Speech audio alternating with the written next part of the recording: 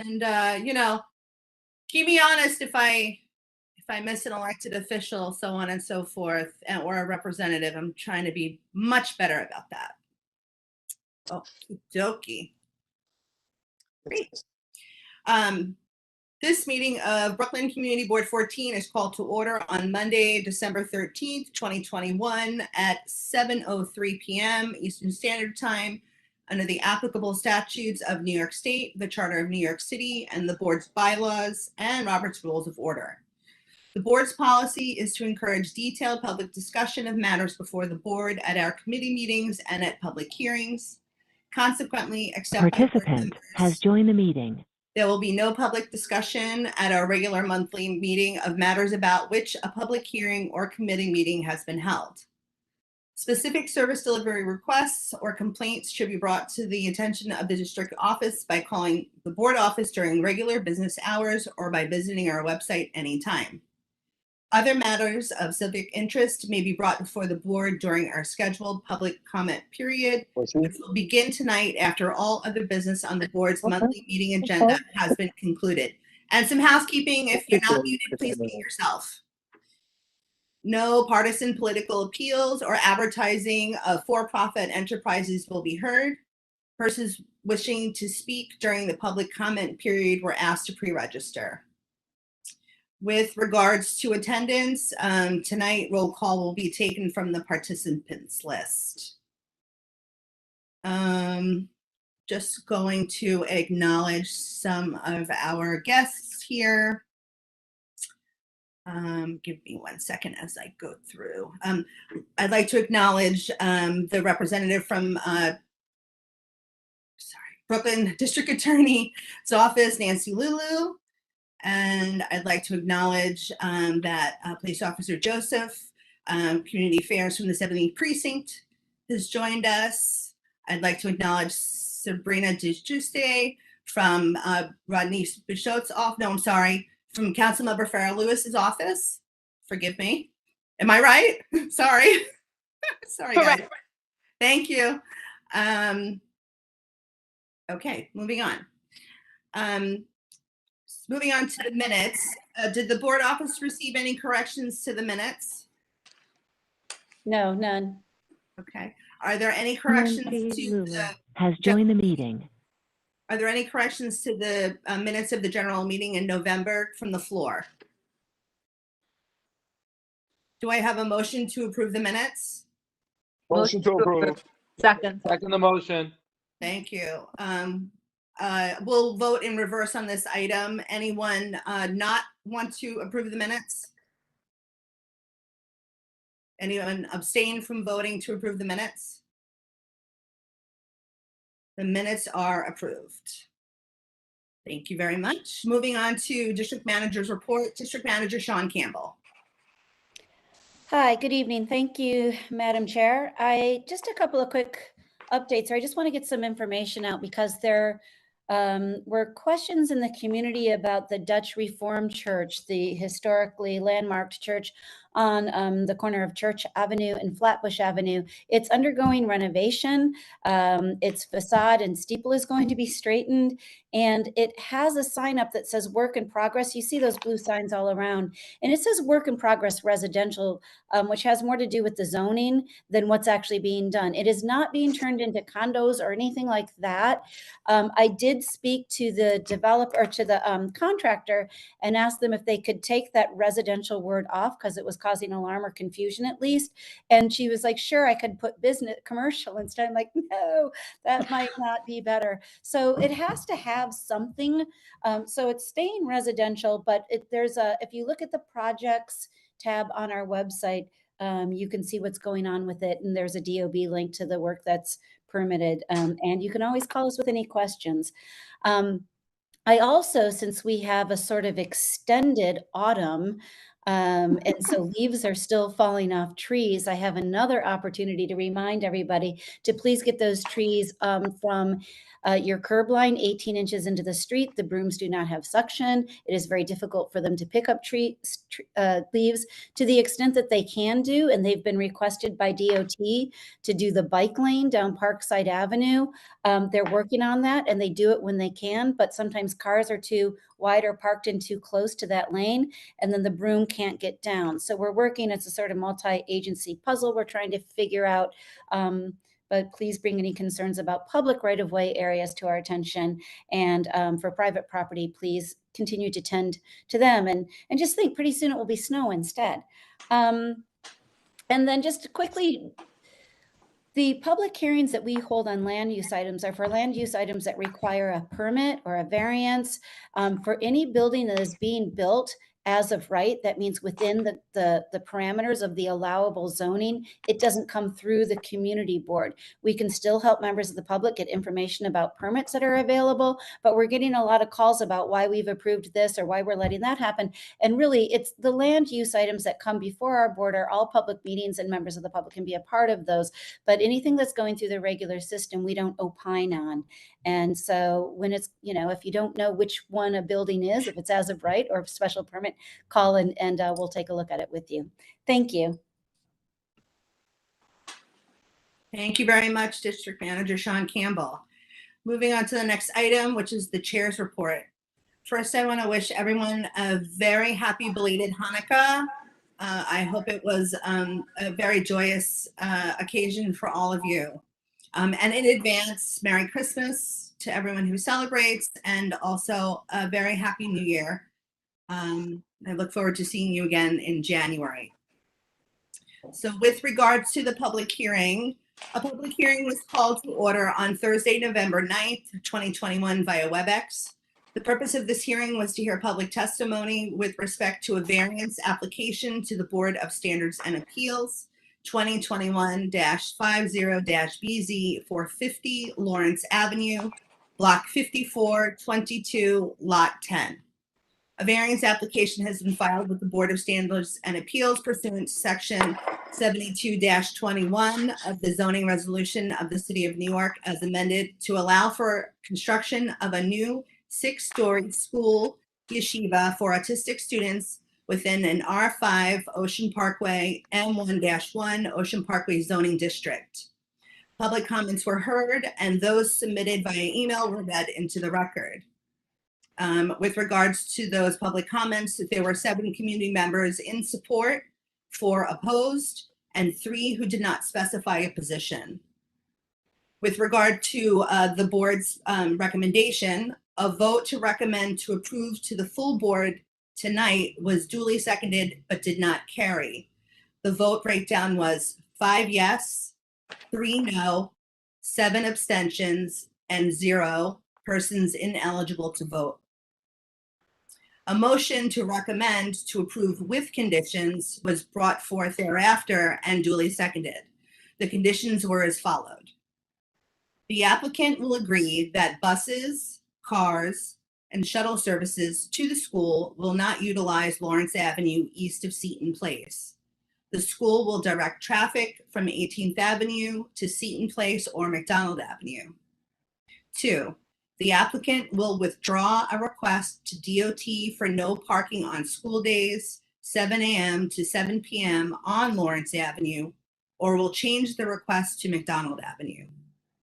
And 3, the applicant will agree to conduct a shadowing study that will consider setbacks at the 5th and 6th floors if the study indicates this will benefit neighbors on Parkville Avenue. This motion with conditions also did not carry, but the results were more narrow. The vote breakdown amongst board members was 7 yes, 3 no, 5 abstentions, and 0 ineligible to vote. So it was basically 2 votes that were for that to pass. So it's worth mentioning that a project such as this would have some deference to it being a religious school, taking into account prior approvals from BSA.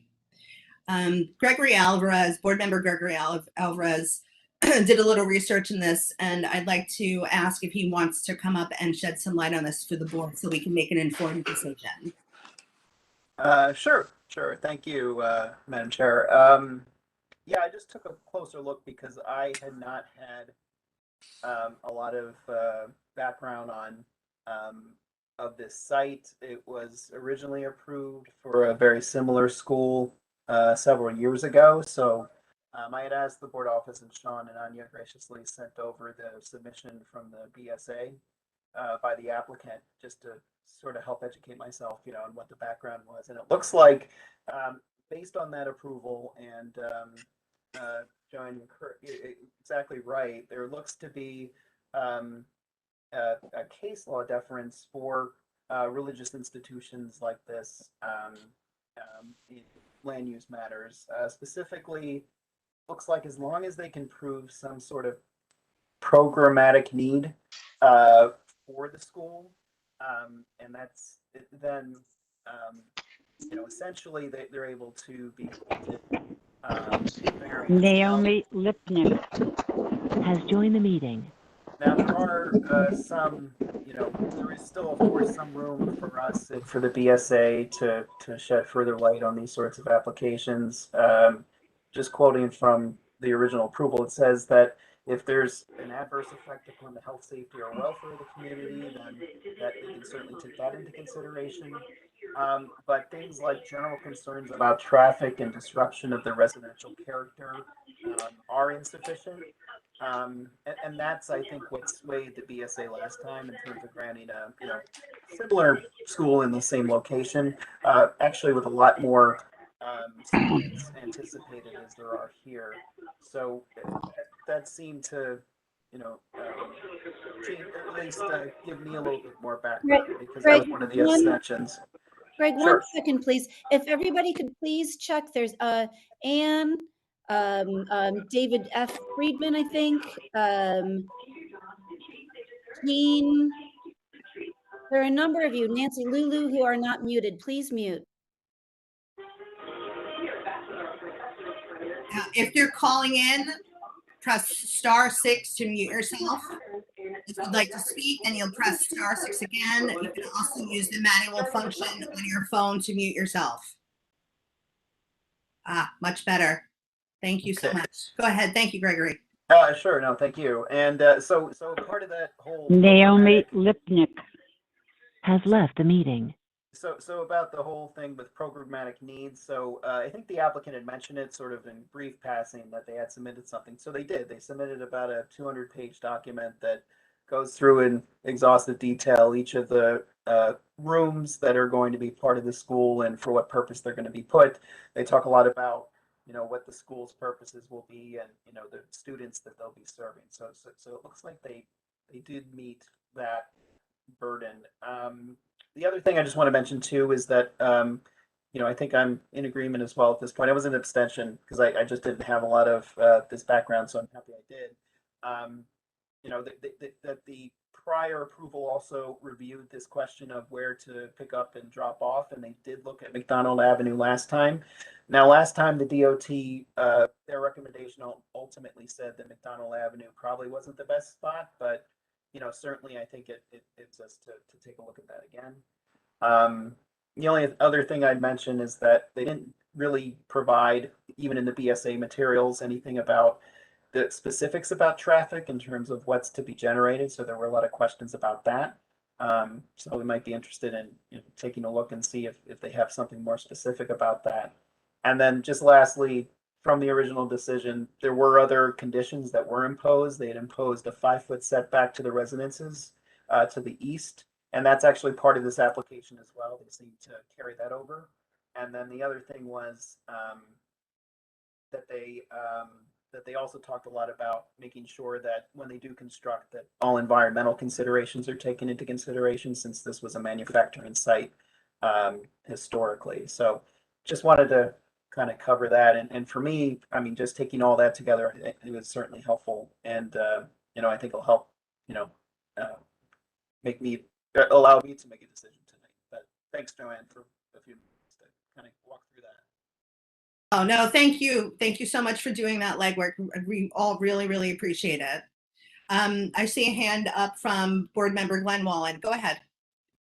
Thank you. Just a couple of things. I'm not sure if I heard anyone state that this is for autistic children, that originally it was going to be 700 regular students, and now they are interested in 150 autistic children. I'd also just like to point out something else, that um, the general public was much more for this than against. And even for our 15 community board members, if you eliminate the unusually large number of abstentions, those people who are willing to actually take a stand were more for it than against it. It lost because a large number of people abstained, and I don't know if they understand that an abstention is the same as a no vote. Anyway, I just wanted to make that clear before we vote. Thank you. Just to be clear, in voting procedures, the yeses have to be the majority vote.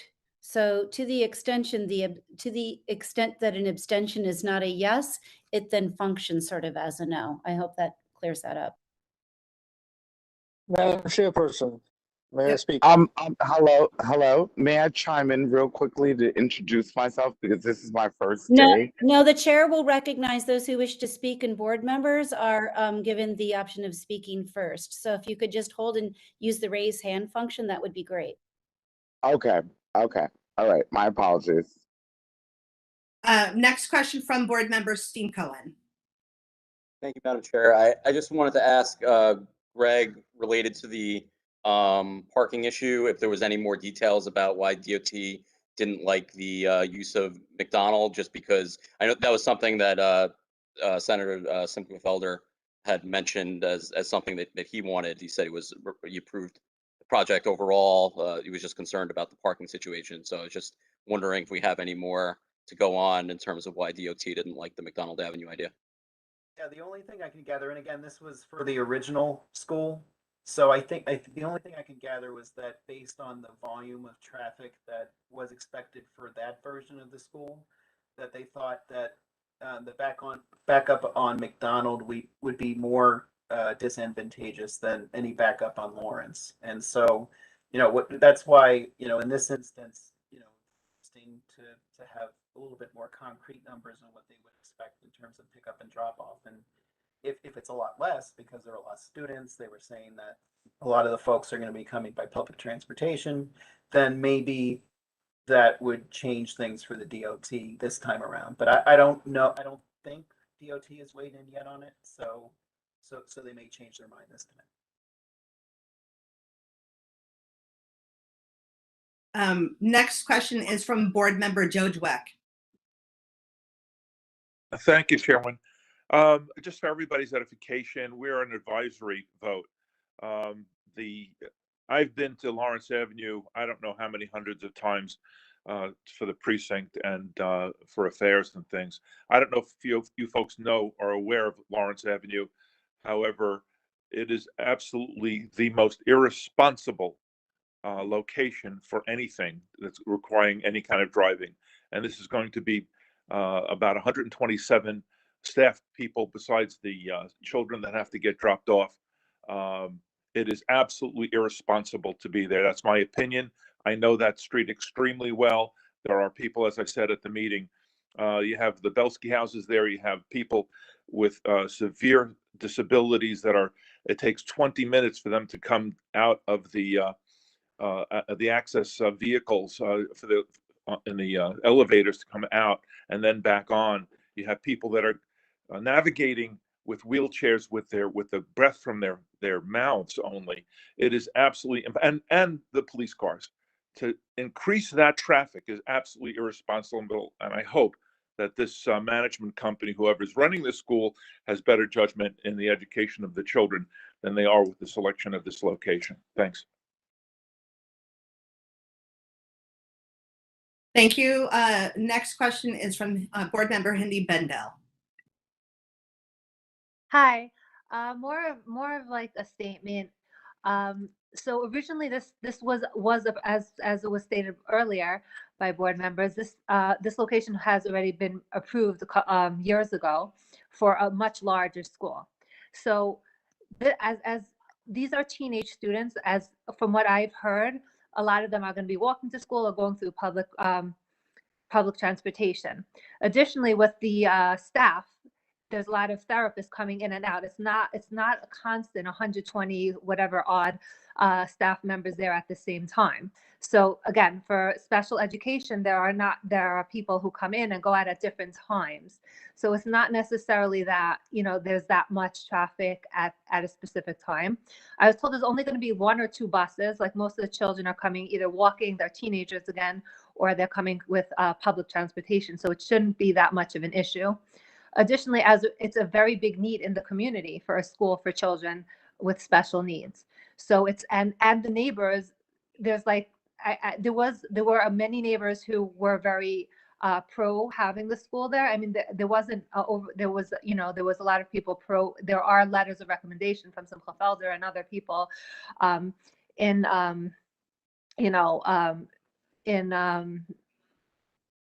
sorry, I'm like that who are very pro this school being there, and it's something that's very needed. I don't think that the traffic would be extraordinary, and there's just 1 or 2 buses. They're not going to stay there all day.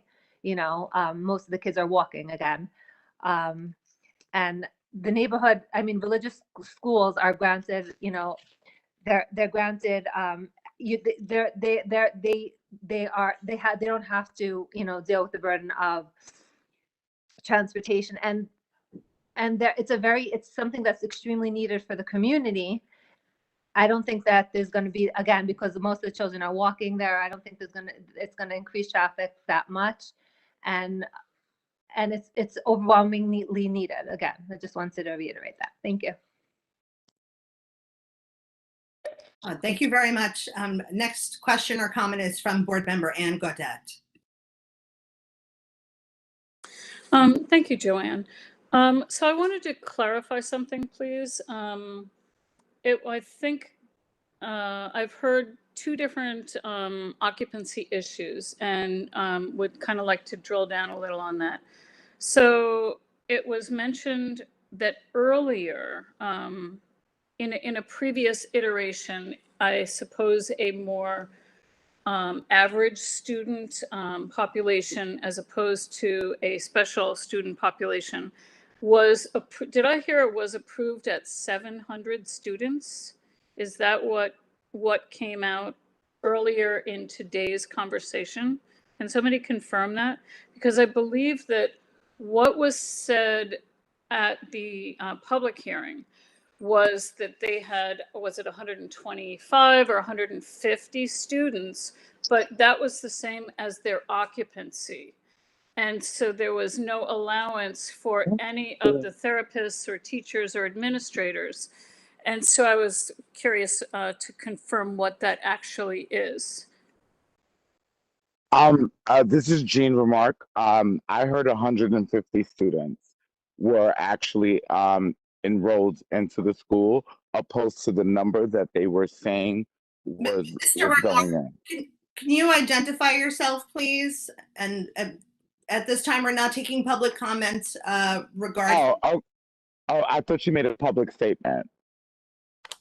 Was she asked, did anyone hear what the question that she posed?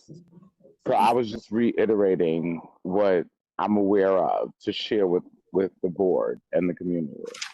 I appreciate that. Thank you. I can also answer that question for you, Anne. So my understanding was it was previously approved for 700 students. They have since changed the occupancy of the building because it is now a special needs school. So there needs to be a smaller class size to accommodate the learning of this population. So the children are 150. Now, to differentiate the C of O, I heard the question at the public hearing several times that I'm sure that the C of O will accommodate staff as well. So I think the applicant wasn't quite forthright in what the true C of O or the capacity of the building is. I think there was some confusion with answering that question during the public hearing. So if the building was originally approved for 700 occupants, I understand that they changed the layout of some of the classrooms so that they work better with the population that they're accommodating. So clearly the number of occupants of the building might be less, but they wouldn't create a school that, that couldn't accommodate both students and the staff, which is probably somewhere 2 to 1.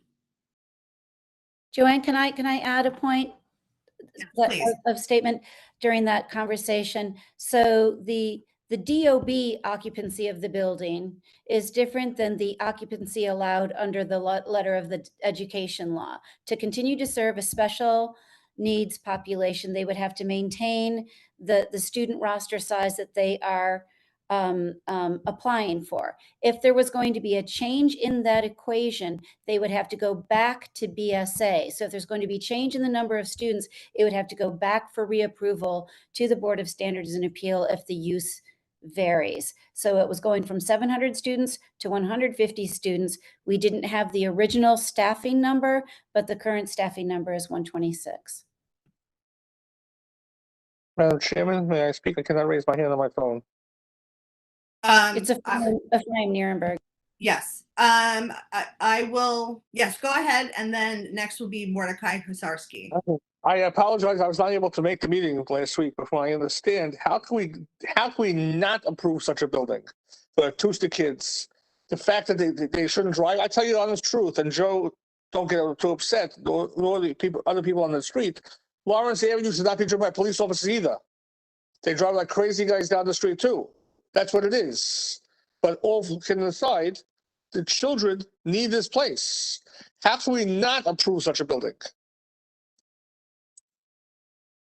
Thank you. Next is Board Member Mordecai Husarski. Hi, I'm hoping you can hear me. If you can hear me, let me know. Great. So I also could not make the meeting on Thursday. Unfortunately, I was out of town and flying back. My vote would have been a yes if that makes any difference.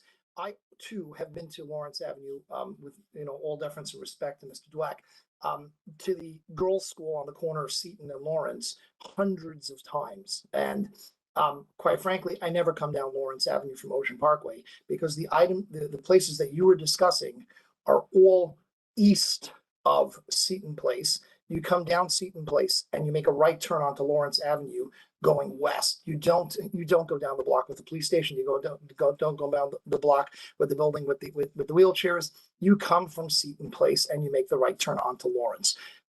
It's not a traffic jam. I've gone there hundreds of times. Even when kids are coming to and from the high school, it's a 20-minute window in the morning and a 20-minute window in the afternoon. And schools, which are all over the place, have that. When you have the public school on the corner of Newkirk and Coney Island Avenue at 4 p.m. in the afternoon, at 3 p.m. in the afternoon, you can't pass by Coney Island Avenue. It's a 15 or 20-minute window for every single school. That's the way it is. For us to hinder the ability for children to have a school that they need in the community, in the location of the community that is serving those children. Those children come from within that community.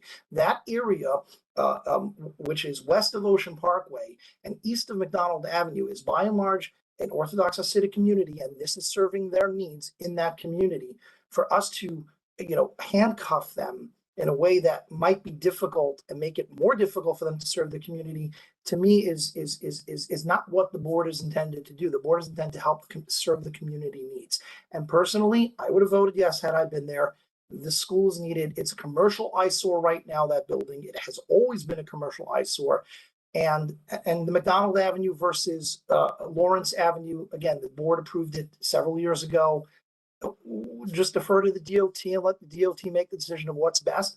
But I believe that this building should absolutely pass for the needs of the community.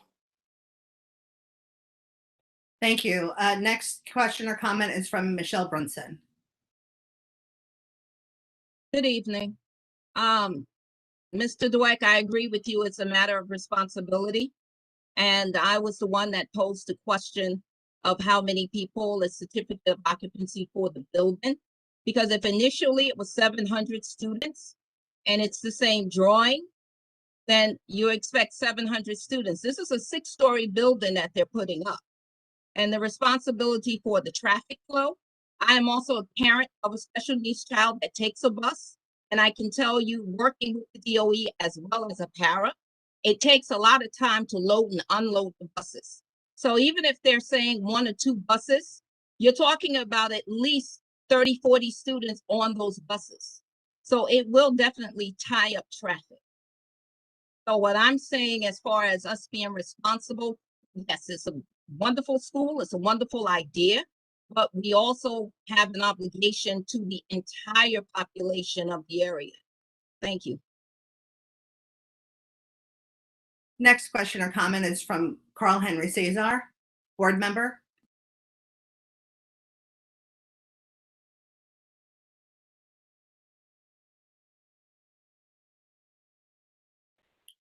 Carl, I'm not hearing you. I'm going to swing back around to you.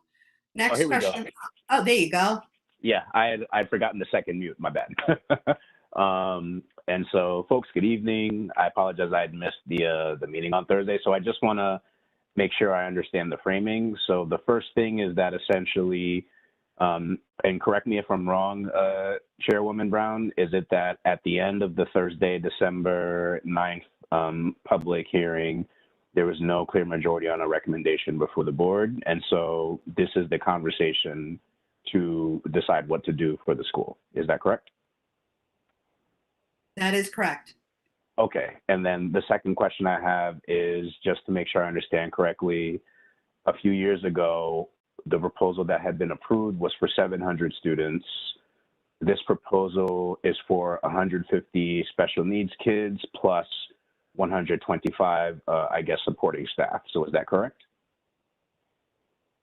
That's correct. And we didn't have a number on the number of staff that would be occupying the building when it was slated to be 700.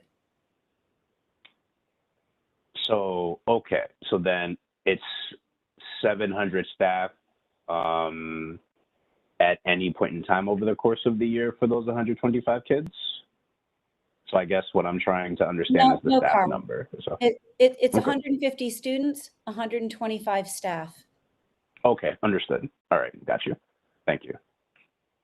And then the last point is just, if I'm hearing the conversation correctly, one of the key issues that needed more hammering out was the projected impact of transporting the kids and staff to and from the school. Is that correct? For the most part, yes. Yes. Okay, got you. All right, thank you. Just wanted to confirm the framing for the vote. All right, thank you. That's it. Thank you. Next question or comment is from Yehuda Heckstein, board member. Hi, good evening. I just want to reiterate that I also did my own research, and there is a tremendous need in the community for this school. Number two, I just want to echo some of the other comments that were made, that these children are high functioning. Most of them are not coming by busing. Additionally, the 125 staff are not going to be there at the same time. 125 staff are not in the building at the same time for 150 children. They'll be there different times. It could be there'll only be 30 in the building at a time. And finally, I agree with Joe Dweck. The traffic is a nightmare by the precinct. And that's one of the reasons I'm going to vote yes for this. Maybe this will actually, maybe, force the precinct and the city to find another location, because the precinct is in the worst location possible. And it's high time that the precinct is finally moved to a location that can properly service the community, and the police officers can get in and out of that block in case of emergency properly. Thanks all. Thank you. And I know Sean is itching to jump in to say that OMB did approve funds for a site search. So that is hopefully getting underway soon. I just want to remind any public member that has their hand up at this time that there'll be no public discussion at this regular monthly meeting about a matter that was already been discussed by the public in a public hearing. Joanne, I'm sorry. This is Gail Smith. I have my hand raised, Yes, I but got I don't know if you saw it. Okay. I got you, Nina, and then it's Okay, thank you. and you. I'm just taking everybody in order. Nina Sadgir, board member. Go ahead. Good evening. Okay, before Nina goes, excuse me, this is Jean Remark again. I'm very new to all of this.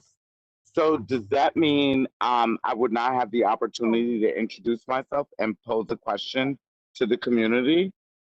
This is why we did have the public hearing, to allow the public to come in and ask questions. So in order for us to move forward with this business, I cannot take your comment at this time. If we haven't submitted comments with the application yet, feel free to email the board office and we'll I did all that. Then Mr. Remark, that will be a matter of public record, and we'll also invite you at the end of this meeting to join us in the public session. You'll be called upon during the public session, even though you didn't pre-register, but because of the confusion and you're new and we do want to welcome your voice, we'll do that for you this evening. The public session takes place after all of the other agenda items. So thanks so much for your patience. Okay. No, thank you so much too, because I'm learning and I don't want to be interrupting the conversation. Okay, go ahead. You can go ahead and mute now. Go ahead. Thank Okay. Thank you. Nina Sadgir, board member. Hi, good evening. So, I was thinking a lot about all of the information that we got at our meeting last week and about the school and about the needs and some of the issues that came up. And I guess I'm playing a little bit devil's advocate here. I am in support of this school, but if for whatever reason this school did not get to use this site, what other alternatives are there for this site? I mean, if it turns into housing of some sort, which my guess, it would be the other option, then all of the issues in terms of traffic and et cetera are going to be far greater, because even though we know that buildings are supposed to provide a certain amount of garage space, et cetera, they're going to be the people who don't want to pay for the garage space and are going to look for street parking, et cetera, et cetera. So I just want to kind of toss that out there. I mean, I don't know, maybe somebody else could tell me what else this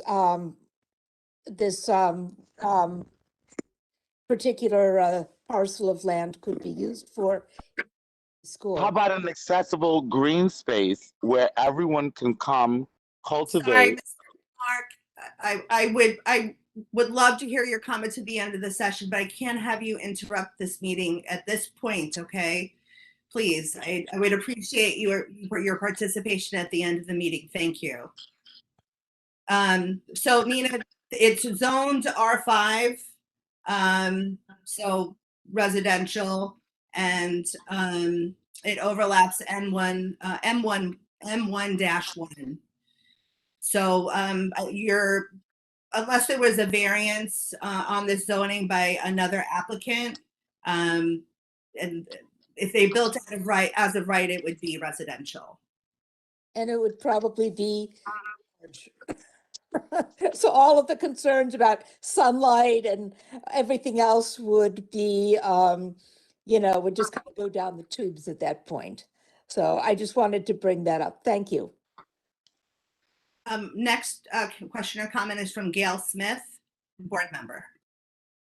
Yes, thank you. I want to be brief, but I thought that I just needed to say something. I was one of the abstentions, and the reason why I abstained was because I felt from the I didn't have enough information, especially as it related to not only traffic flow, but the safety of the children.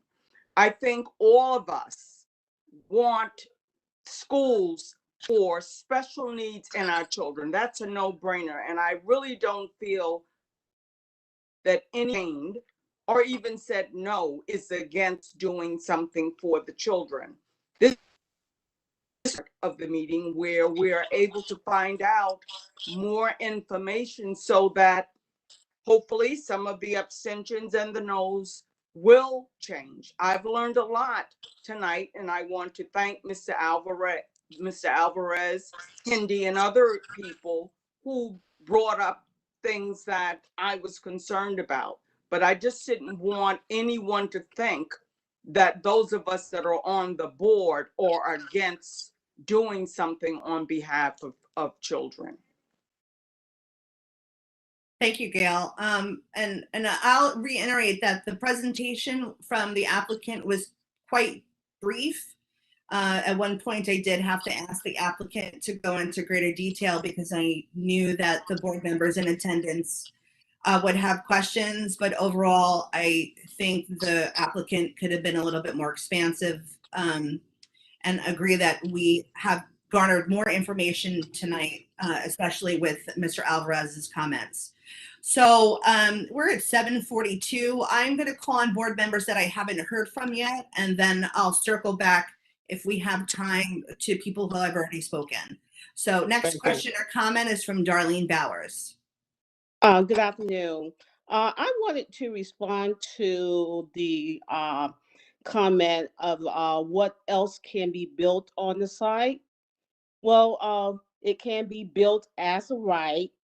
It would be a much smaller building, and the use would be less if they built it as a right. So, you know, it doesn't have to be built as a 6-story school. And that's basically, I just want to put that out there. Thank you, Ms. Bowers. 2 last questions from board members.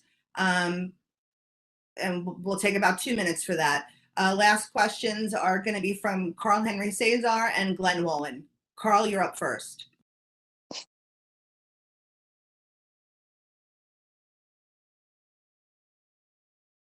My hand was still up, so I just lowered it. That was from my first time. So. Okay. Glenn Wolin, board member. Go Thank ahead. you. Just very quickly, even though an R5 would indicate a slightly smaller building, if they have included affordable housing, they get an extra couple of floors and they're back up to a 6-story building. So as of right, they can in fact build a building the same size for residential. And because it's a fairly small building, they may not be required to add parking inside. So the parking problem could be just as bad as it is now. All right. Thank you. Excuse me, Mr. Wolin. From what I understand is that the reason why they can build a 6-story building is because they're taking advantage of the M1 zoning, which has a much higher FAR. So if they did a use the residential zoning, the building will be much less and less FAR. Unless they do affordable housing, in which case they're allowed an extra 2 stories. That brings them back up again. That's also as of law and as of zoning. Or community facility. If you're going to be projecting ahead to what might possibly happen, then it is possible that it would also be a 6-story building. Thank you.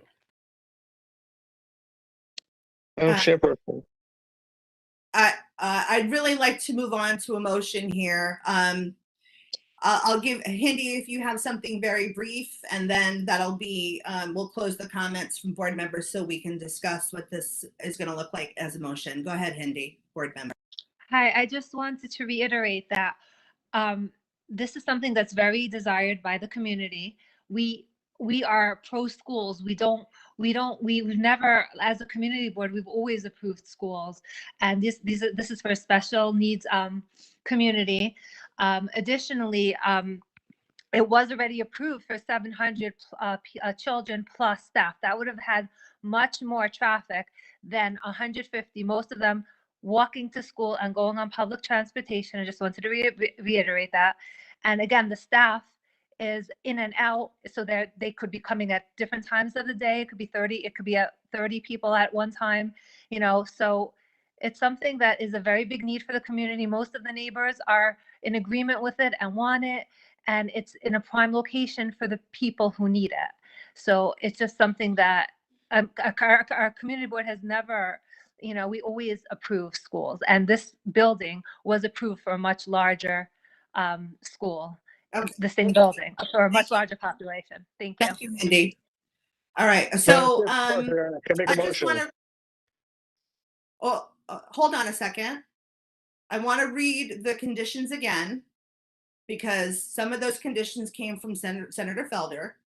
And then we'll go ahead and make the motion. Okay, so the conditions that had the better vote for recommendation at our public hearing were: number one, the applicant will agree that buses, cars, and shuttle services to the school will not utilize Lawrence Avenue east of Seton Place. The school will direct traffic from 18th Avenue to Seton Place or McDonald Avenue. Number two, the applicant will withdraw a request to DOT for no parking on school days 7 a.m. to 7 p.m. on Lawrence Avenue, or will change the request to McDonald Avenue. And then number three, the applicant will agree to conduct a shadowing study and will consider setbacks at 5 and 6 floors if the study indicates this will benefit neighbors on Parkville Avenue. So again, I think the recommendation here should be that we approve with conditions. And I think that that should be the motion that's brought forth. Ephraim, did you have another thought? I was thinking of making a motion without conditions and leave it, see what BSA allows it. Because no one's coming down Seton Place without making that right turn off, I'm sorry, no one's coming down Lawrence Avenue without making the right turn. I'm sorry, you've cut out there. I'm sorry, what? I didn't hear the remainder of your statement. I'm sorry, we have bad connections, I apologize. I was thinking we should do it without recommendations and just let it go and let BSA decide at the end. Well, I mean, we're advisory, so in the end, BSA is going to make the decision. Correct. Correct? Right. Yeah, So but when you we put an seem to idea in have, their head, they do it faster. If that was a motion, it has to be seconded. If there's not a motion on the floor, then somebody else can make a motion. I second the I will motion. with no second conditions. Ephraim's motion. I third that without conditions. I fourth it. I fifth it. all right, so this is going to be a roll call vote. Okay. Hindi, I'm sorry, this is Joel. I'm not clear. Are we voting on approving with conditions or without? the motion was without, and I want to recognize that Councilmember Kalman Yeager is on the call and he has his hand up. Councilmember, would you like to speak? Very briefly, thank you. I was tuned in via the YouTube link. I was texting Sean and trying to get the link for this, so I appreciate it. I did watch the video of the meeting this week, but just by way of introduction, and I will, like I said, be very brief or try to. I was a member of this board, as you know, for 18 years before the people wisely or unwisely sent me to the council and forced my resignation. But I'm still a member of this board, although I don't have a vote. I am a member. If I had gotten on early enough, I would have seconded Mr. Nierenberg's motion. This property is in my district, or the district I have the privilege of representing. And just by way of recollection, I know it's been mentioned, the as of right that's there, if you really think about it, is for a school building of the same height for 700 children. What's being proposed is a school building of less children. In essence, what's actually being proposed is something that's in every single way less of an obstruction or an insertion unwelcome, I believe, into the neighborhood than would have been before. In fact, this is something that would fit almost seamlessly, not just because the neighbors who have testified that they'd welcome it, but one of the most prominent neighbors is actually Senator Felder, who lives around the corner, who was at the public hearing and testified that he supports it. You know, in my time on the board, I don't recall ever, and I know that my time predates the district manager and the chair, but my time, I don't remember ever rejecting a school of this nature, or any school, in fact, in our community. This is a school that currently exists. It is an incredibly wonderful institution that is bursting from its seams, that found a location, fortunately not too far from where it currently exists. and it's able to achieve its mission. As Mr. Alvarez mentioned at the very beginning, and his research was incredible, the mission of the school is necessitates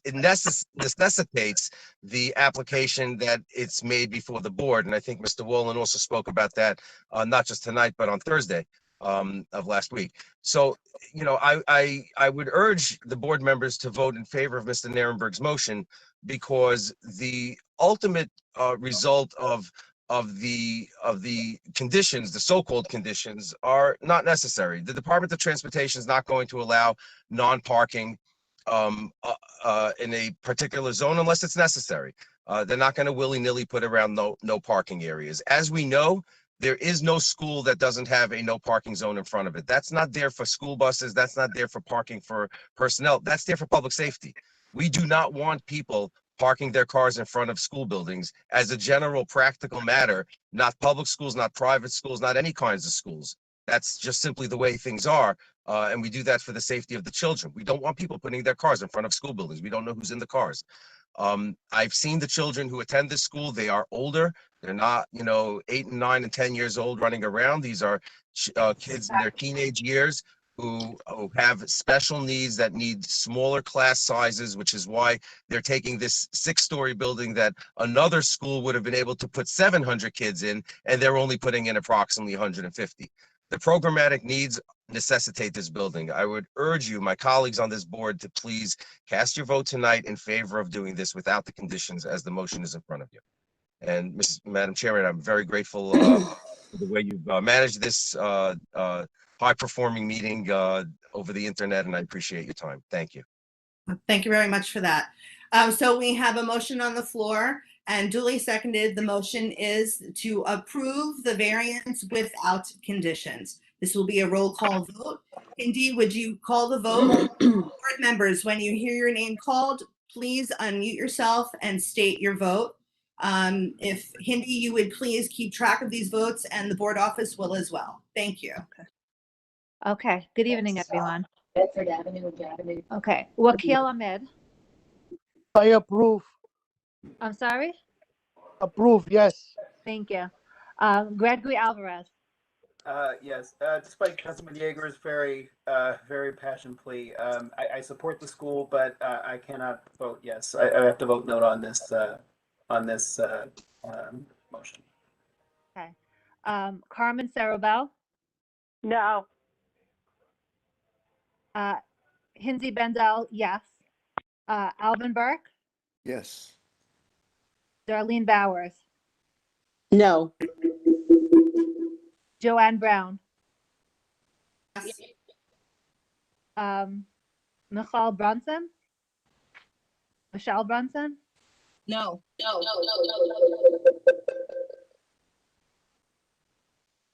Edward Sen. No. There's a very bad echo. I don't know why. Carl Henry Cesar.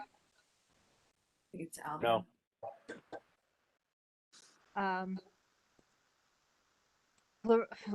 Florencia Agata Chang. Yes. Not here. I don't hear you. Yes. She voted yes. Thank you. Said yes. Lien Chow.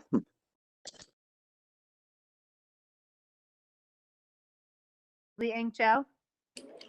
Not present. Okay. Yvette Claire Jean. I abstain. Stephen Cohn. Yes. I'm sorry? Yes. Yes, okay. Joseph Dweck. No. Yehuda Eckstein. Yes. Ray Edwards.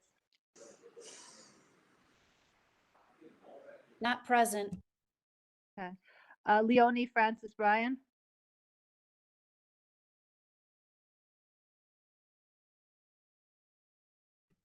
Not present. Okay. Anne Godet. I abstain. Mordechai Huzarski, Yes. Kashif Hussein,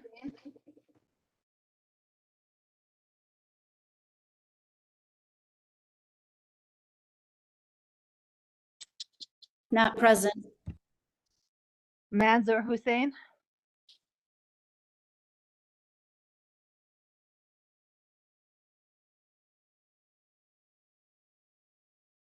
Not present. Dwayne Joseph, Oh, no. On the grounds, no, I'm not in agreement with the no conditions motion. Shahid Khan,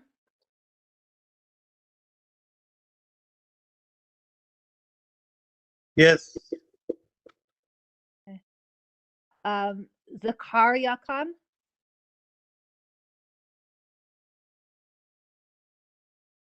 Not present.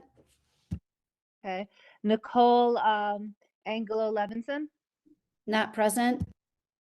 Naomi Lipnick, Yes. Donald Loggins,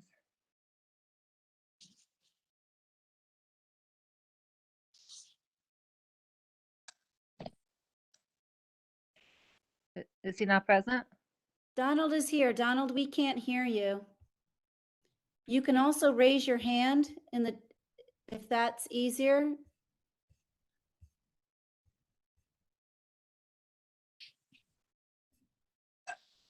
Let's try to swing back to Donald. I'll try to get him on the phone. Okay, Melissa Minich, Yes. Ephraim Nuremberg, Yes. Boris Noble, Yes. V. Plotzker, Yes. Edward Powell, Not here. Not present.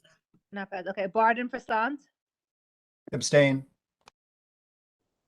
Mohammed Razvi, Yes. Maria Riven Hazelwood, Yes.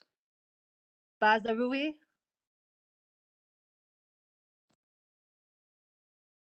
Not present. Nina Sagbear, Yes. Talisha Sainville, I abstain. Michael Sedillo, Not present. Joel Siegel, Yes. Gail L. Smith, Abstain due to no conditions. Abraham Treff, Yes. Deborah Valentine,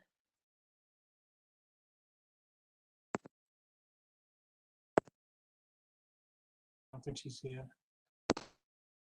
okay, Dawn Marie Walker, Abstain. Glenn Wallen, Yes. okay. 19, yes. So if Ms. Bendel and the office would just tally the votes and let us know.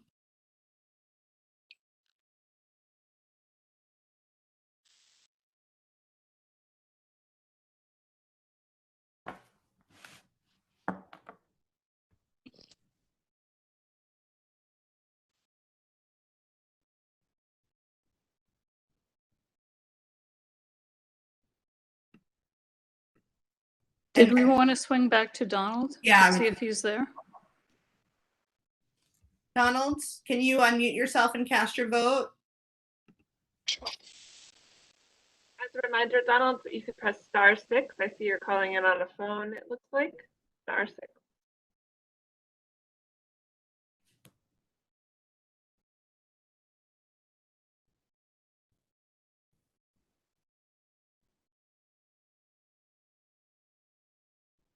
Oh, yes, is anyone? And I just want to, for the record, is there anyone ineligible to vote here? Okay, thank you for that. Well, how would you know if you're eligible or not to vote? my name was not called. Mute him. You're ineligible. You're ineligible to vote because you're not a member of this board. Ineligible to vote in this case would mean you had a conflict of interest or you had some stake in the school. Okay, all right. Thank you. All right, so did we get Donald's vote? I wasn't able to reach Donald, and so we won't be able to count his vote since he wasn't able to express it. I don't know that he's a swing vote in terms of the numbers. I think the numbers are. Either way, I think it passes. We have 20 yes, 8 no's, and 6 abstentions. The motion carries. I had to just to double check. Yes. Thank you. So the motion carries.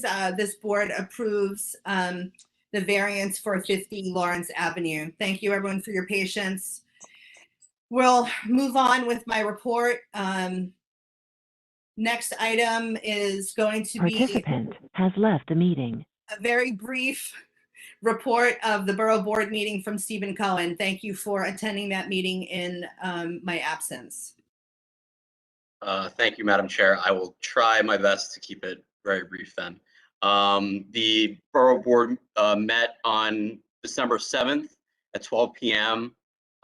First, Ingrid Lewis Martin from the Borough President's office thanked the Borough Board members on behalf of the office.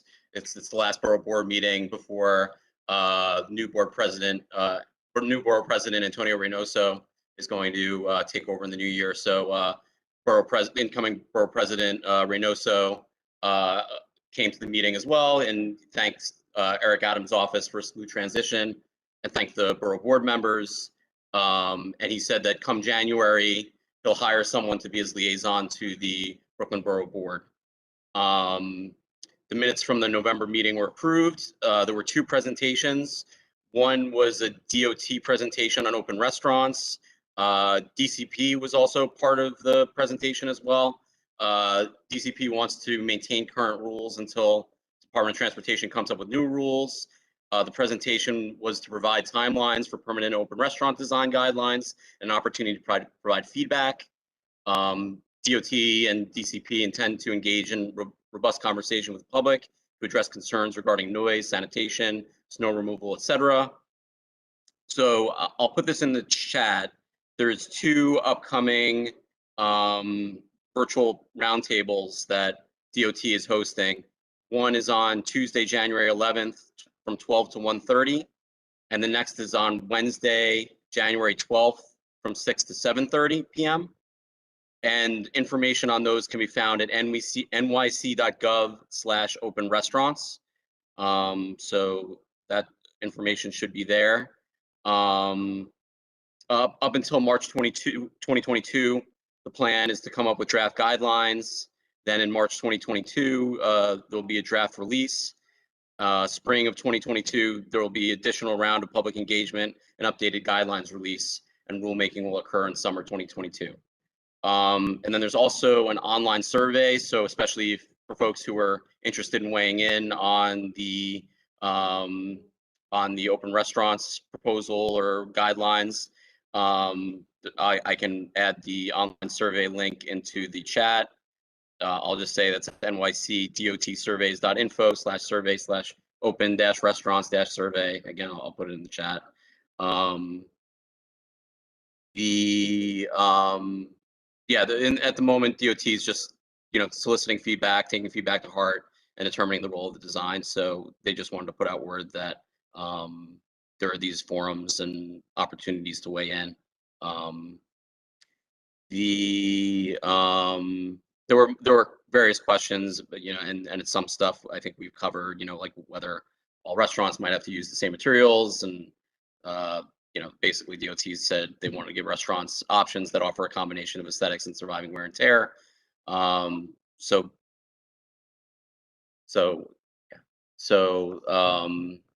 was that first presentation.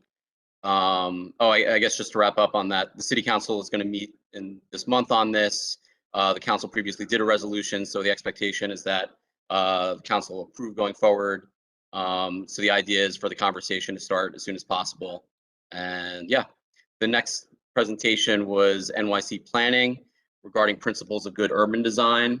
There's a website, goodurbandesign.nyc, that is being posted, and there's a first draft of urban design principles there, and they're currently soliciting feedback.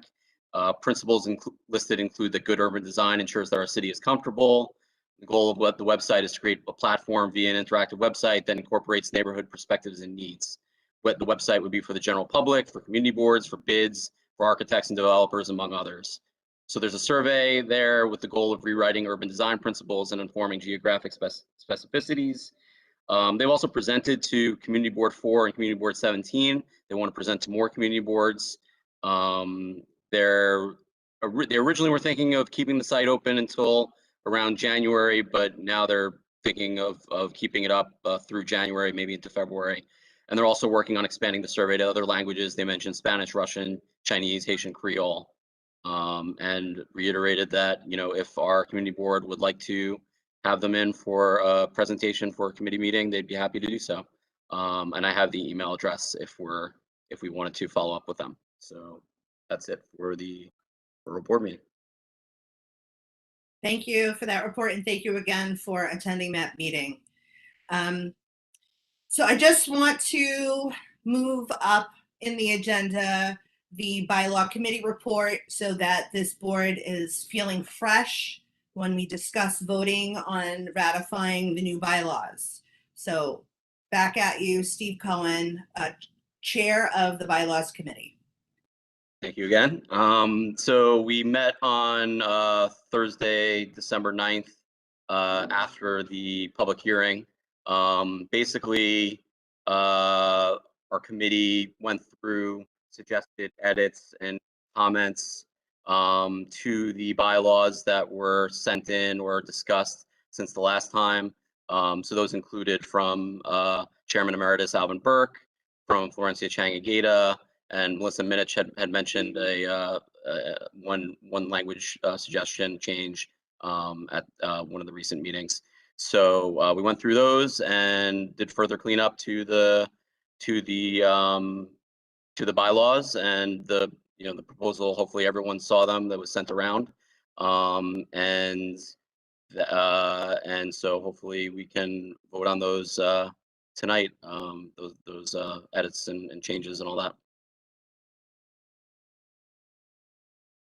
Thank you very much. I just want to thank all the committee members who there have been several meetings. A lot has gotten done. We've had some robust discussions. So thank you to everyone who's been a part of that. It's been a real process, and it's been fun. And I'm sure the board thanks you tremendously for all of your amazing work in leading this huge project. It was huge. And just a little shout out to Jonathan Judge, who started out as co-chair and used his institutional knowledge to get us where we are as well.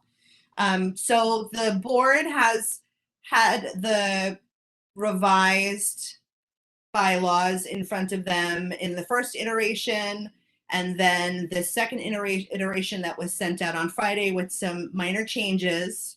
I'd like to think that we're ready to vote on the bylaws.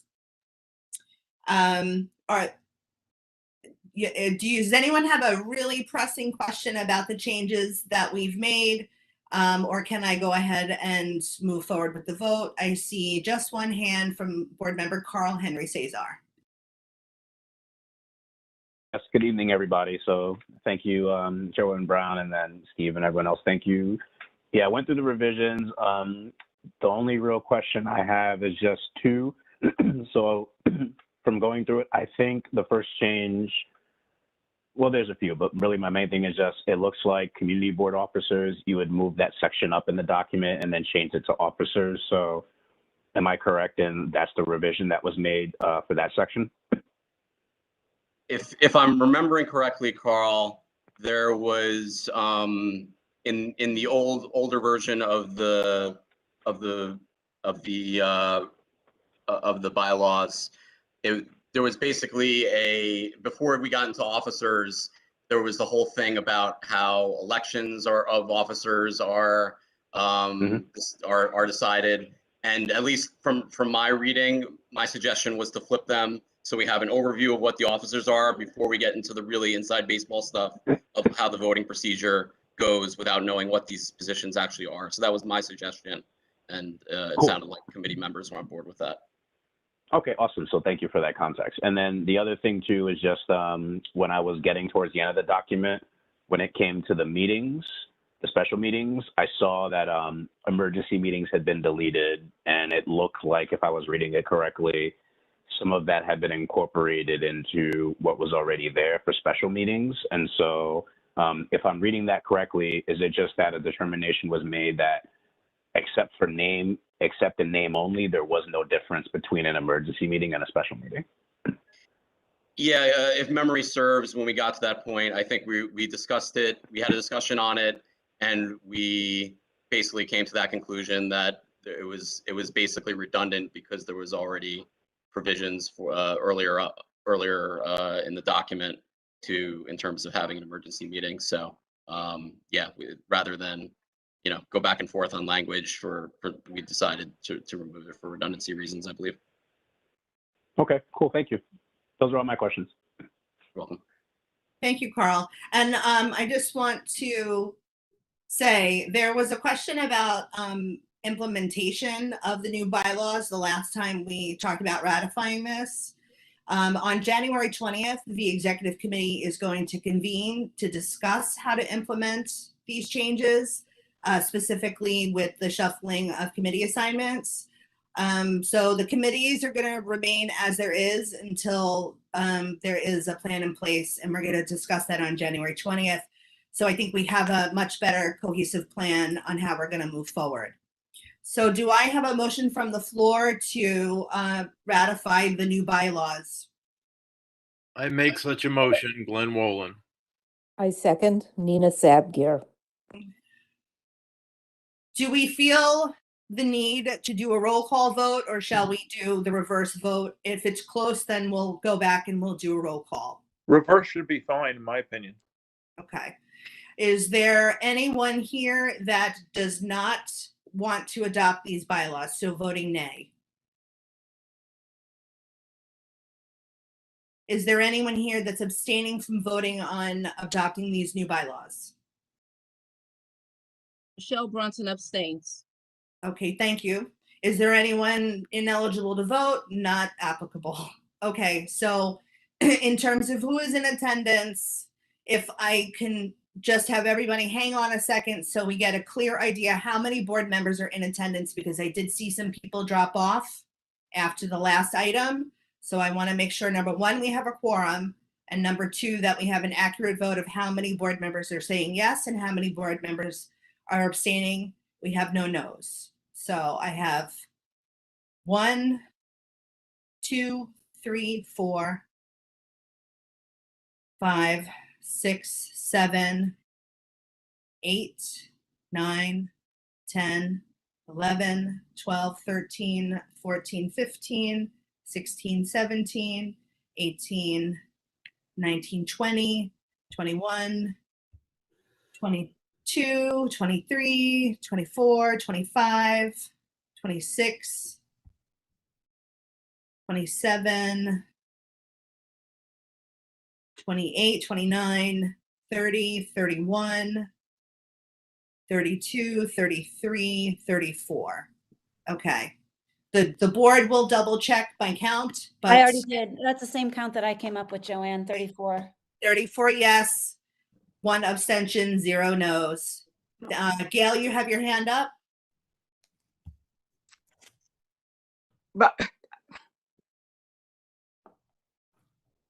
I was voting yes. Okay, we got you. We got it. Thank you. All right. All right. Well, congratulations, Community Board 14. We have new bylaws. So please tune in on January 20th and, chime in on how we should implement some of the big changes, especially with the committees. Woo. I just want to recognize the representative of an elected official who I saw as I was scrolling through here, Lisa Derrick, Chief of Staff for Assembly Member Rodney Smashot Hermelin. Hello. Moving on to topical committees. I just want to remind everybody that it's 8:16. I'm really interested to hear what you said going on in the Topical Committees, but let's be brief. First committee is Community Environment. Dawn, you still want me to present on this? Looks like you're nodding your head. Okay, I'll take that as a definite yes. On November 17th, we had Commissioner Mario Bruno from DEP come to the committee to address the flooding, which had run rampant throughout September and thereafter. He gave quite an excellent presentation, extremely detailed, lots of charts, statistics, maps, and the presentations on the CB site for anybody who wants to drill down for details. It was well attended. We had about 35 people. And I think part of it is because Hurricane Ida in September had been deemed one of the worst events, certainly from DEP's standpoint. I believe at one point, 3 inches of rain fell in an hour, and he noted that the old sewer pipes can only withstand 1 inch per hour, and even the new ones can only withstand 1.75. So it really was unheard of. There were 62 complaints to 311 in CB14 alone. They were mainly clustered in the northern area, but there were many in the southern part of the district as well. The northern issues, DEP somewhat lays at the feet of Prospect Park and the Department of Parks. And it was a little bit of finger pointing. And I understand, Sean put together a fabulous timeline that shows how for 7 years, CB14 has been working on this problem in the north end of the district. So we were hoping to get Parks in January or February, and then we learned that Parks itself is putting together a task force to address these issues, and that they'll come back to the CB afterwards, feeling that coming in now before the task force has a chance to meet would be premature. In the interim, the community board will explore requests for federal funds for infrastructure improvements. I mean, $100 billion has been slated for New York out of the Biden plan. And so I asked Commissioner Bruno, what type of mitigation procedures can be instituted for CD14 in particular? They said we can have overflow tanks, which basically is just a temporary holding tank for when the system is overloaded, that we can get backwater valve rebates for home and building owners, which otherwise would be a burden, and that there will be water and sewer main work that they'll be able to afford that they wouldn't have been able to otherwise. But basically, both his take and Sean's is that it's unfortunately going to be years really until anything can get done. And he actually said flat out, don't wait for DEP.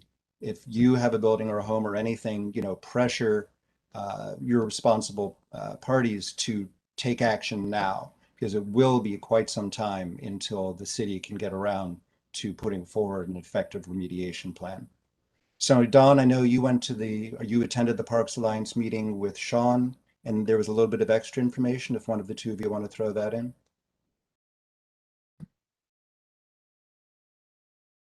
Or I can just summarize what I thought I saw, which is essentially that the Alliance has vowed that any projects that are going to be taking place in Prospect Park now and in the immediate future will always take very serious concern about any possible drainage issues that might be arising. And That's drainage, correct, and they also wanted to form a task force. So I think it's a long-term project for them. But Sean, go ahead. yeah, just to add that some of the most recent projects have also all included drainage. The dog run, the dog park has a drainage component. The ball field, the state of good repair projects all have drainage components. Okay, great. So the meeting went on for 2 hours. You can watch the YouTube video if you have insomnia, but there's a lot of awfully detailed information there, and the attendees from the neighborhood were extremely vocal in their concerns that this has to be dealt with.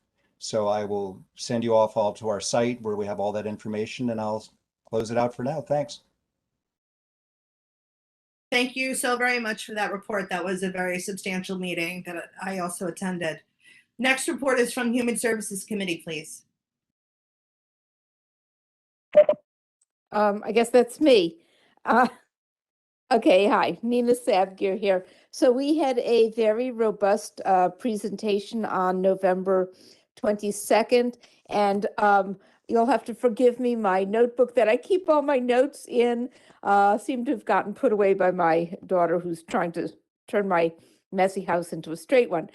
Hence I can never find anything. Anyhow, we had a wonderful presentation from the New York Department for the Aging, and learned about a tremendous number of services that are available, which really run the gamut from assistance with housing, assistance with jobs for those who are still working or would like to return to work, day programs, transportation, and just a lot of services that are there for those who need them.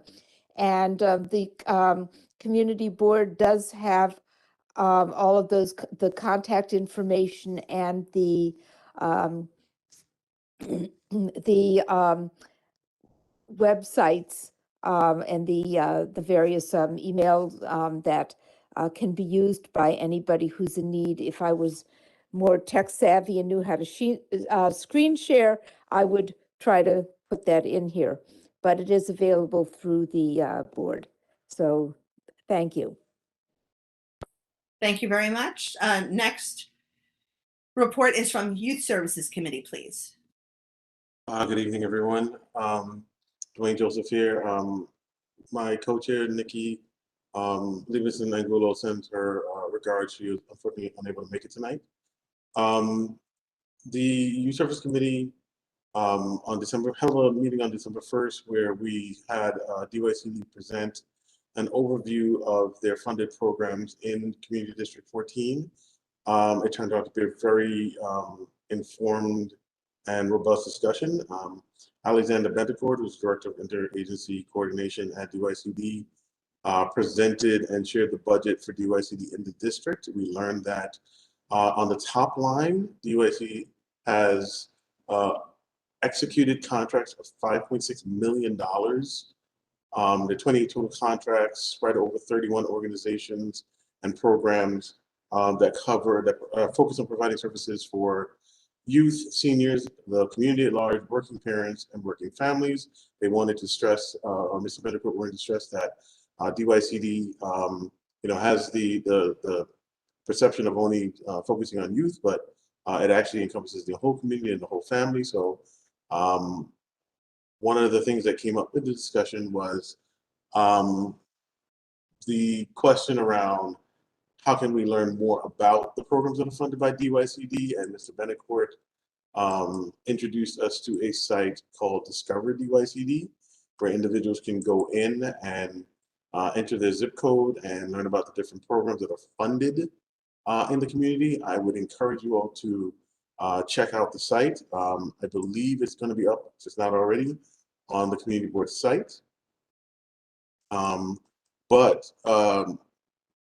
In the discussion about the programs, and we asked the question, what are the things, what can we do as a community board to help support DYCD and these programs that are getting funded in our district?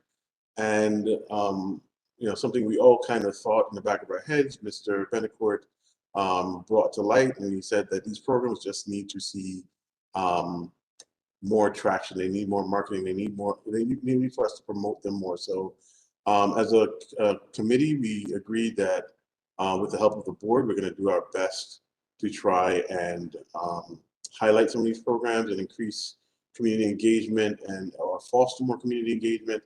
The plan is to hopefully put together a roundtable to connect some of these organizations. So if you're familiar with our nonprofit roundtable, that's been very successful in bridging the gaps between the nonprofit organizations. Has joined the meeting. Sorry. So that nonprofit roundtable has helped. So we're hoping that if we do kind of a smaller version of this specific to the organizations being funded by DYCD, that we may get the same kind of increase in engagement by those organizations being funded by DYCD. In addition to the overview from DYCD about the funding programs, we then moved into a mapping exercise, which was brought to our attention by Anya Hoyer, a member of our great, district staff. She engaged our Youth Leadership Council to discuss, to create a discussion around the needs and assets when it comes to youth services in the district. So we held a brainstorming session during the meeting to highlight some of the assets and the needs that are related to the resources in the district. And at this point, the next steps will be to think about some of the action items and what the possible outcomes of some of these inputs could be. It was a very good meeting. I would encourage you all, even if you're not an insomniac, to get online and really watch the video from the Youth Service Committee. I can't stress this enough. $5.6 million in already executed top-line revenue contracts in our districts for programs. Something one of our committee members brought up, and I'm brief about this, Michelle, highlighted the fact that parent engagement makes a heck of a difference, and community engagement makes a heck of a difference. So I encourage you all to get onto the website, discover DYCD, and learn about the different programs. There are after-school programs, there are programs with seniors. There's, we found out there's 3 beacon programs in our district. That's 3 different after-school programs spread throughout the district, 28 total programs. So I encourage you all to go onto the website, watch the videos, insomniac or not, get some coffee, get a waffle, whatever you need to do. And encourage and share with the community any programs that families or our young people can benefit from. Thank you guys so much for your time. Thank you, Mr. Joseph. And next committee is Public Safety Committee, please. Good evening, everyone. On behalf of my co-chair, Mr. Apetreff, we would like to inform you that we had no meetings in November. However, on the 21st of this month, that is Tuesday, December 21st at 6:30 p.m., we'll be hosting a Public Safety Committee. Thank you. Thank you. Next committee is Public Transportation, please. No report from Transportation at this time. Thank you. Next report is from Education, Libraries, and Cultural Affairs. Good evening, everyone. The only update is just that on Tuesday, January 4th at 6:30 p.m., we'll be having our second committee meeting. So agenda is in the works. That's it. Thank you very much. That concludes our topical committee section. Since we've already discussed the ad hoc committee, which is the Bylaws Revision Committee report, just let me say one more time, thank you to the committee and the amazing leadership of Stephen Cohen. Thank you very much. At this time, we're going to move into the public session. This brings us to our public comment period. Board members are expected to remain for the public comment period. Because we're meeting remotely, all speakers were asked to pre-register via email to the board office. Any member of the public who is not able to register in time can follow up directly with the board and staff, who will include appropriate announcements on the CB14 website. Matters of civil interest, announcements of public events are invited. No partisan political appeals or advertising for for-profit enterprises are permitted. Service delivery requests should be brought to the attention of the staff by email or during regular business hours. Each speaker will be permitted to speak for up to 3 minutes and may not receive additional time from another speaker. The board has an obligation to conduct its business in an orderly manner. Any person preventing the meeting from continuing will be muted and possibly disconnected from the meeting. The intent of the public comment period is to permit the board and the community a chance to hear diverse perspectives on public issues. Accordingly, we ask that groups be represented by a single speaker. It is now 8:31. Anya Hoyer will be announcing our previously registered speakers at this time. Good evening, everyone. We have 6 Pre-registered speakers, I believe that 4 are still with us, but I will give everyone the opportunity to speak.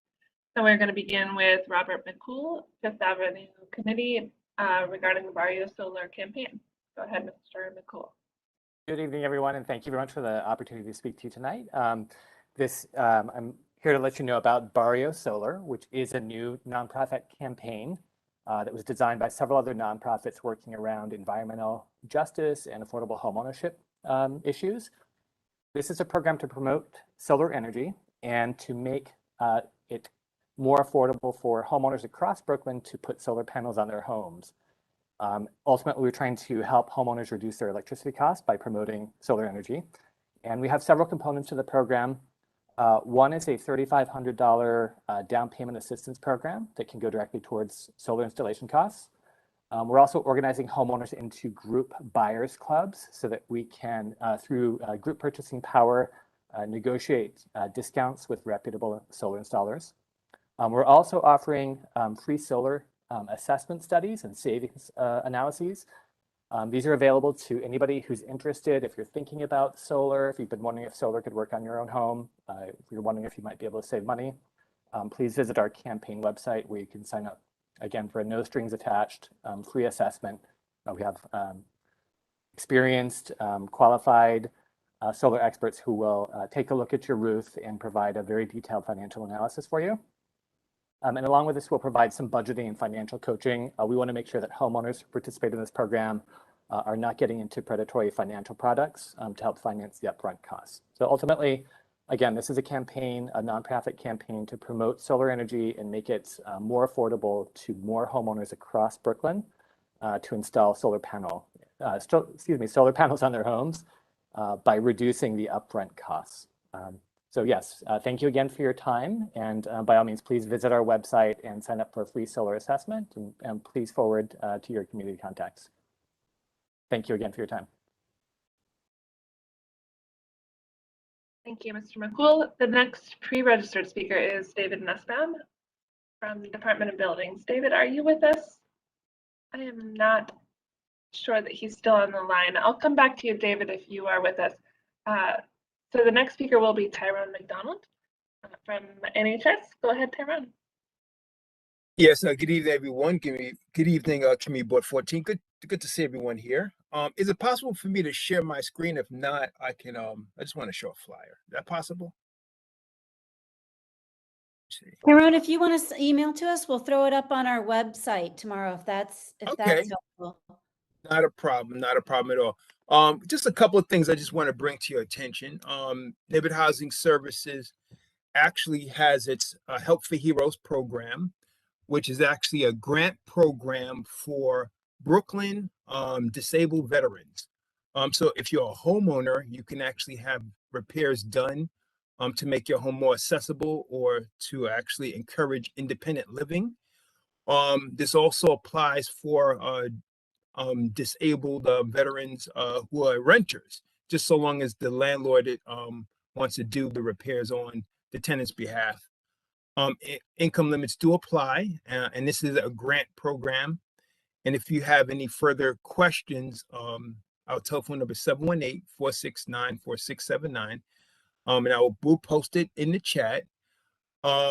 Also, just you can have on your radar, the tax lien, property tax lien expires on, actually it's December the 16th, right? So actually this Thursday. So that means on the 17th, the property tax lien can be sold. A person can actually get off the tax lien if they file a hardship declaration, a COVID hardship declaration. They can actually be scrubbed off the list for the time being. Also, the COVID utility shutoff moratorium expires on December the 21st. That means afterwards, if you actually owe money on your utility, you can actually possibly can have it shut off. Once again, if you actually file a declaration, you can actually stay that shut off. However, any fees and arrears would accrue.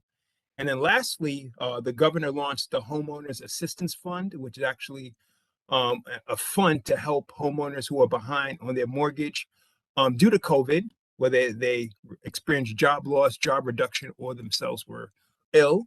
That's going to start on January the 3rd, and homeowners can get up to $50,000 to bring them current. All right. We expect funds to go quickly. So if anyone has any questions, they can always call Neighborhood Housing Services because we are assisting people with applications for this fund. Lastly, I just want to thank you. It's been a trying year, but it's good to see everyone here. Merry Christmas, Happy Hanukkah, Happy Kwanzaa, and blessings to those who may be agnostic. I want to say take care, and we look forward to seeing you in 2022. Take care, everyone.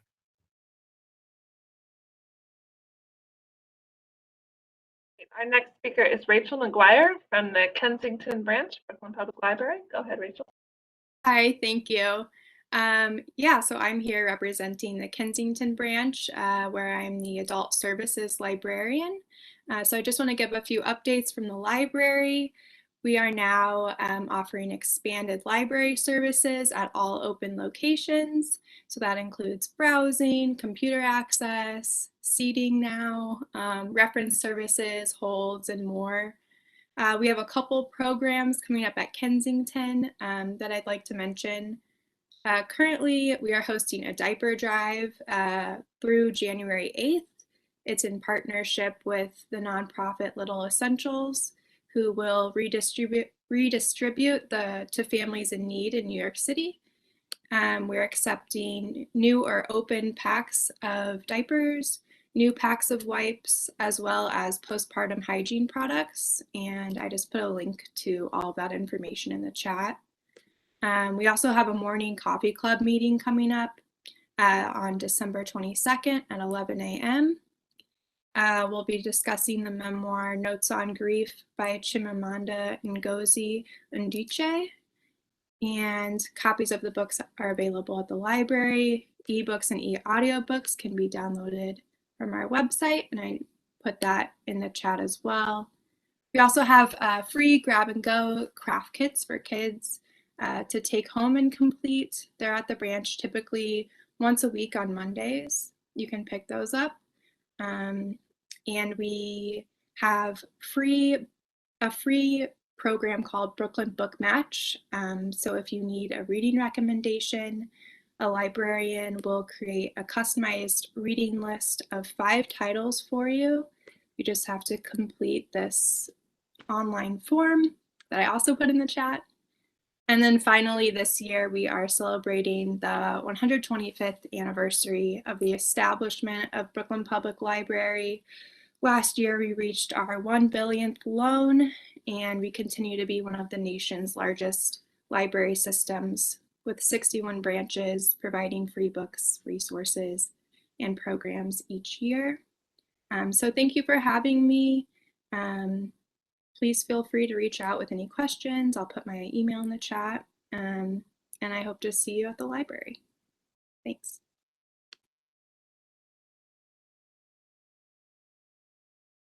Thank you. Is Marie Nelson from the NYPD with us? She may have also hopped off the line. Okay, so our final pre-registered speaker this evening then will be Nancy Lulu from the Brooklyn District Attorney's Office. Good evening, everyone. Hope everyone is doing well. I had audio issues. I hope you guys could hear me well. First of all, I'd like to start off by extending best wishes and greetings on behalf of District Attorney Gonzalez to everyone. Our office continues to work to make sure Brooklyn remains safe. Just a couple of quick announcements. The Brooklyn District Attorney's Office held a Hanukkah celebration on December 2nd. It was great to be back together in person for our Hanukkah celebration in Borough Park, where we were reminded of the power of community and hope. I would like to thank all the attendees, including NYPD Chief Chaplain Rabbi Alvin Cass, who inspired us to reflect on the light that shines from within. I also would like to thank Councilmember Carmen Yeager for attending, as well as Community Board Member Ms. Florencia Agueda Chin. It was really great to see you and to have you with us at the celebration. Also, the Brooklyn District Attorney's Office is holding an annual holiday toy drive. We really didn't want to miss out on the opportunity to put a smile on children's faces. So donations can be mailed to the Brooklyn District Attorney's Office at 350 J Street, 19th floor, Brooklyn, New York, 11201. Or they could be dropped off to the Brooklyn DA's office's lobby, the same address, 350 J Street. And collections will go through till Friday, December 17th. And ahead of time, in advance, I would like to thank everyone who already donated or planning on donating to our toy drive. Also, I would like to remind everyone with our website to get on and to check on our latest press releases. So the website is brooklynda.org. You could get on and see what's going on. What else? I would also like to remind everyone with our Action Center's phone number, if there's a matter, an issue, something you want to talk to us about, to call 718-250-2340. I would like to thank Community Board 14 for their outstanding work and everything that they do for, your district. And it's a pleasure working and knowing you all. And lastly, on behalf of DA Gonzalez and staff, I would like to wish everyone a safe and happy holiday season, and have a happy and healthy New Year. And we'll see you on the New Year. Thank you. Brown, that's our final pre-registered speaker of the evening. Thank you. As promised, we just had one person who wanted to speak who was not pre-registered. Jean Remarque, did you want to address this assembly? You'll have 3 minutes. Okay. Hi. Can everyone hear me? Good evening. Hi. Hello. Thank you so much for having me. This is dope. This is so amazing. It's my first time being a part of something like this, and it's very inspiring. What brings me here is to be a part of the community, especially about the development of Midwood.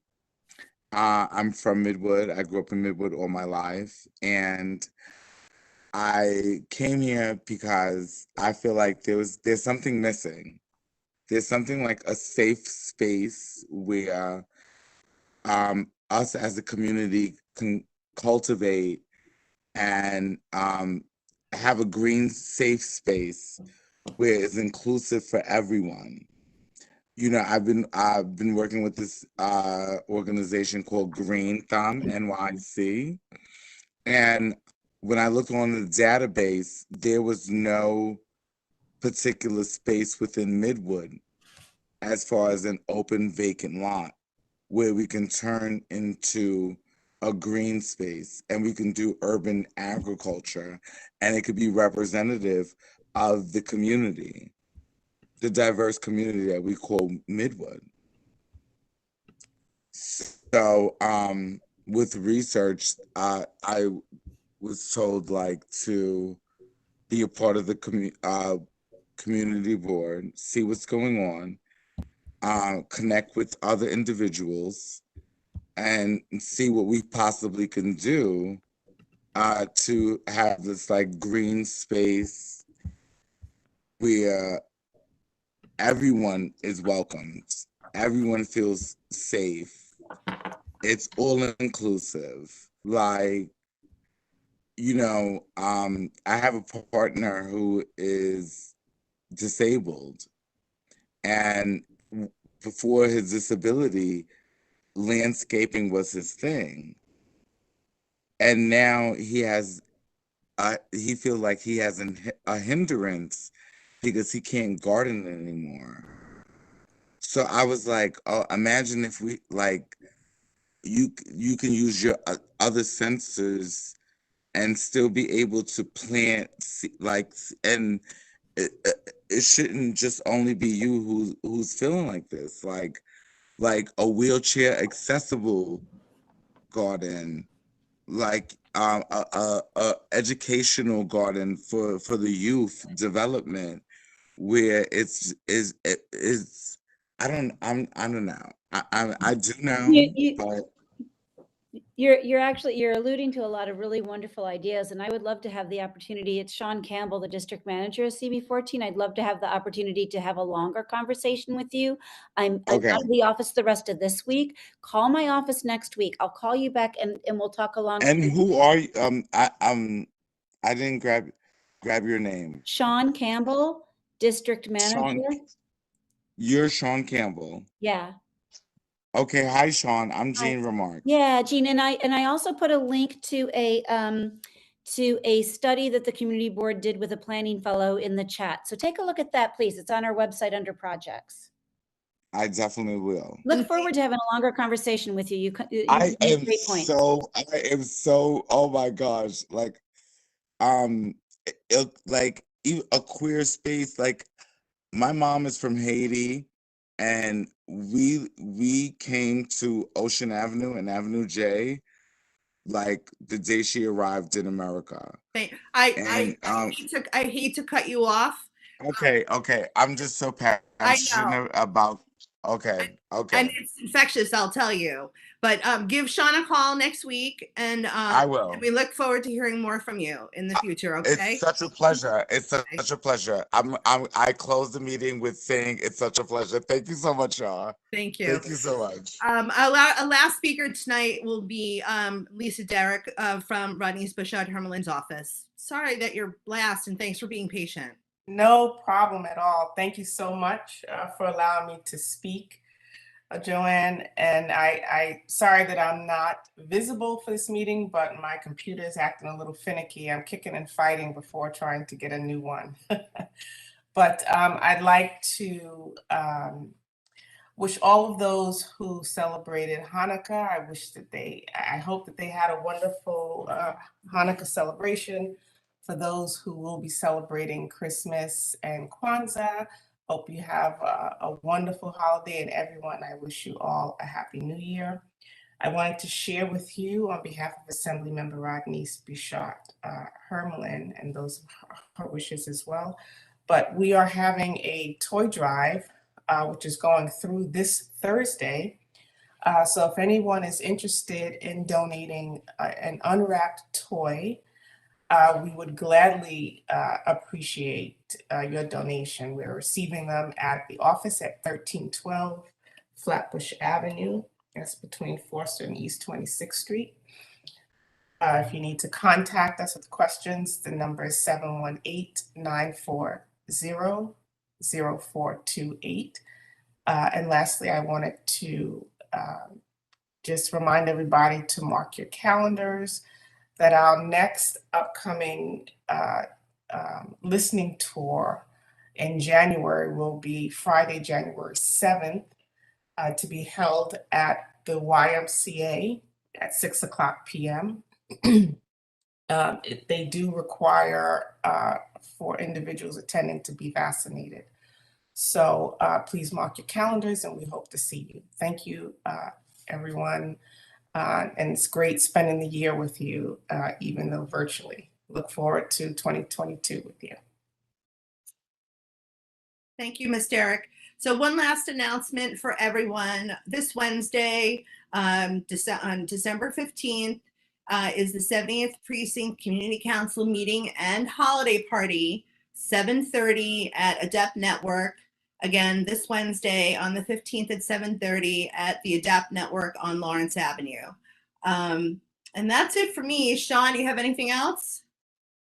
Just wanting to add my season's greetings to everybody, and a Happy New Year, a productive, healthy, and fruitful new year ahead. Thanks. One last thing, Sean, you didn't mention they're picking up the leaves this weekend. You have to put them out on Saturday. And that information is all on the website. Go take a look for additional details. Thanks for the reminder, Joel. All right, everyone. Happy holidays, happy New Year, happy Kwanzaa. Do I have a motion to adjourn, please? Motion to adjourn. Second the motion. Motion to adjourn. This meeting is adjourned at 8:51. Thank you for all of your patience. We did some great work today. It was great to spend the year with you. Thank you. Happy holidays, everyone. Happy holidays. Good Happy night. holidays. Good night, everyone. Stay healthy. Happy Happy Cereal Bell. Has left the meeting. Has left the meeting. Holidays. Carl. Night on you.